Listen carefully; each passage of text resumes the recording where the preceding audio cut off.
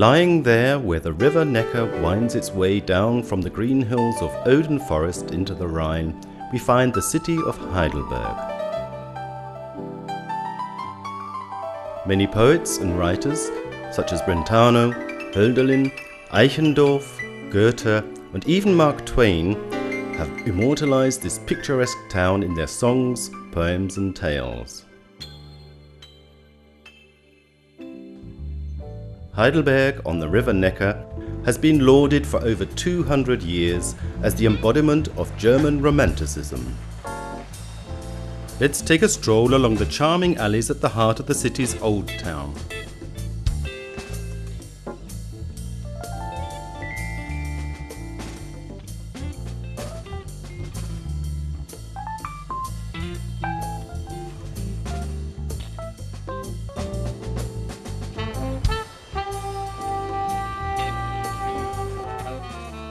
In Pfaffengasse, we find the birthplace of one of Heidelberg's most famous sons, Friedrich Ebert, the first German Reichspräsident who grew up here in this house. Today it is commemorated to his memory.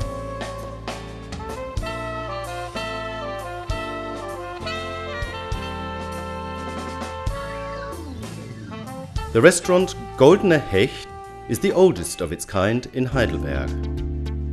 I think so. The Steingasse takes us to the old bridge.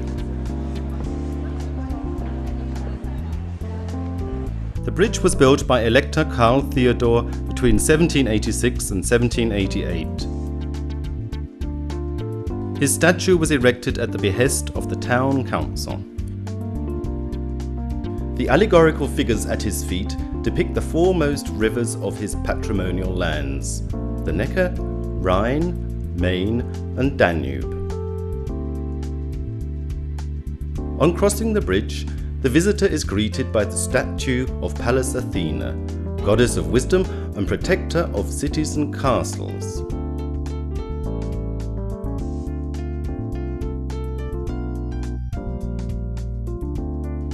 Brückentor, the gateway to the bridge, used to serve as a prison, but now it contains a two-story flat complete with a kitchen and a bathroom in its two towers.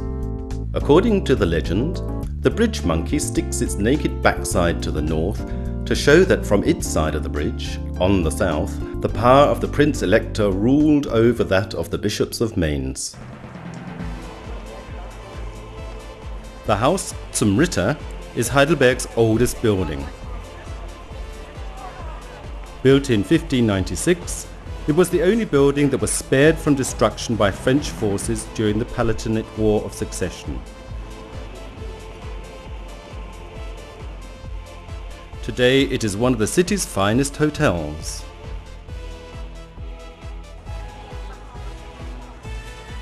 The City Hall was built around 1700 and still serves its original purpose. When Hercules' Fountain was erected in 1740 in the middle of the marketplace, this was also the site of the stocks so feared by city rogues.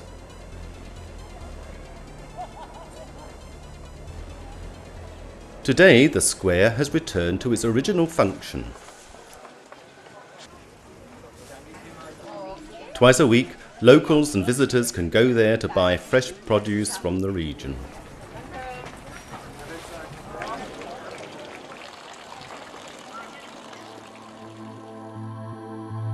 The Church of the Holy Ghost.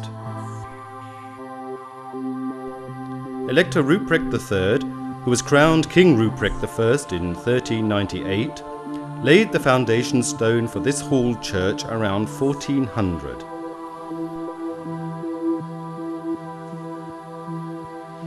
On entering the building, we find the tomb of the founder and his wife Elizabeth on the left.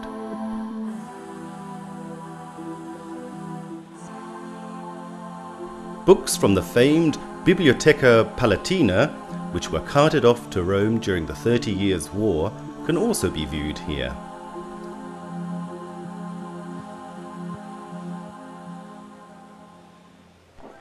The stalls outside the church have remained in more or less their original form since 1483.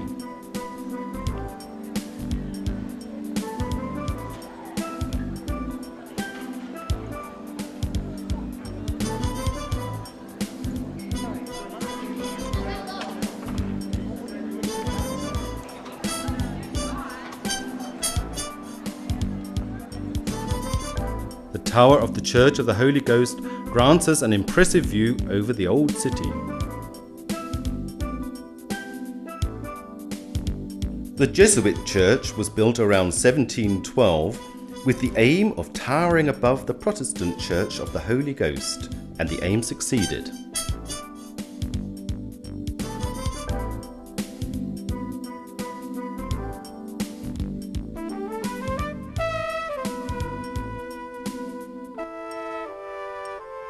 Karlsplatz, or Charles Square, was once the site of the Franciscan monastery, in which the cosmographer Sebastian Münster worked from 1521 to 1529. This fountain, in the form of a globe, is dedicated to his memory.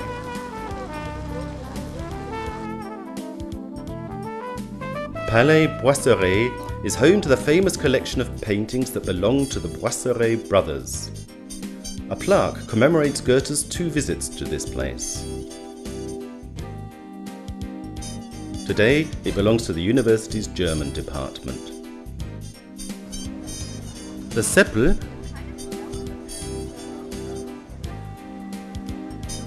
and Zum Roten Ochsen are 2 historical student inns located directly next to the square. Karlstor, or Charles Arch, marks the eastern boundary of the old town and was constructed in 1775 by Karl Theodor. At that time it contained the dungeons. The former Karlstor railway station, where once the Orient Express used to fly past, has now been turned into a lively cultural centre. Marstallhof was built in the early 16th century for stables, a customs office and a depot for weaponry.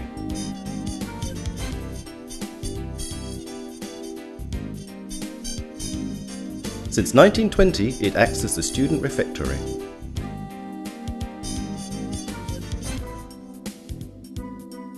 To the left is the so-called Heuscheuer or hay barn.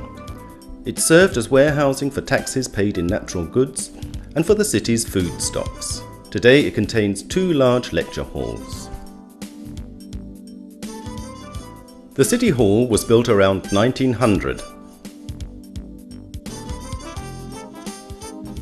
The facade shows the heads of worthy municipal citizens and professors. It is a regular venue for concerts, conferences, and official occasions.